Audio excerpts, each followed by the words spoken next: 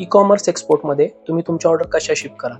मित्रांनो, दोन वे आहेत. एक तर तुम्हाला जेव्हा ऑर्डर भेटती तेव्हा ती तुम्ही पॅक करून कुरिअर कडे हँडओव्हर करता आणि ते इंटरनॅशनल शिपिंग होऊन बाहेरच्या ॲड्रेसला डिलिव्हर होते. किंवा दुसरा वे असा आहे की टार्गेटेड कंट्रीमध्ये आधीच तुम्ही तुमची इन्व्हेंटरी एखाद्या वेअरहाऊसमध्ये नेऊन ठेवू शकता आणि जेव्हा ऑर्डर भेटेल तेव्हा वेअरहाऊसला इन्स्ट्रक्शन देऊ शकता की ही ऑर्डर XYZ ॲड्रेसला तुम्ही डिलिव्हर करा. मित्रांनो, पहिल्या वेळेला आपण म्हणतोय सेलर फुलफिलमेंट आणि दुसऱ्या वेळेला आपण म्हणतोय थर्ड पार्टी वेअरहाऊस फुलफिलमेंट. यालाच ॲमेझॉनच्या लँग्वेजमध्ये मर्चंट फुलफिलमेंट आणि फुलफिल्ड बाय ॲमेझॉन असं पण आपण म्हणू शकतो.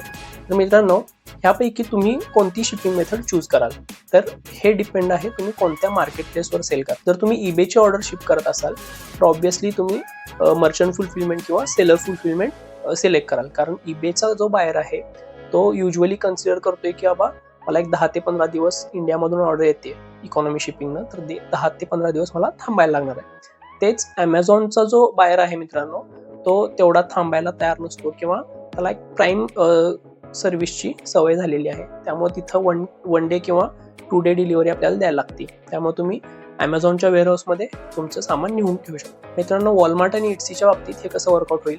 मित्रांनो, वॉलमार्टची पण फुलफिल्ड बाय वॉलमार्ट ही सर्व्हिस वेअरहाऊसची सर्व्हिस अवेलेबल आहे. पण इट्सीच्या बाबतीत तुम्हाला मर्चंट फुलफिलमेंट किंवा सेलर फुलफिलमेंटच सर्व्हिस यूज करायला लागेल. जर तुमचं प्रोडक्ट एखाद्या कंट्रीमध्ये जास्त क्वांटिटीमध्ये जात असेल तर तुम्ही इट्सीसाठी किंवा ईबेसाठी थर्ड पार्टी वेअरहाऊस पण हायर करू शकता.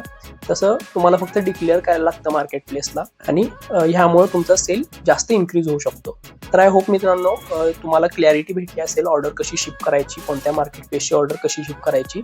अशाच इन्फॉर्मेटिव्ह व्हिडिओसाठी आमच्या चॅनलला सबस्क्राईब करा. तर चला मित्रांनो, भेटू नेक्स्ट व्हिडिओमध्ये.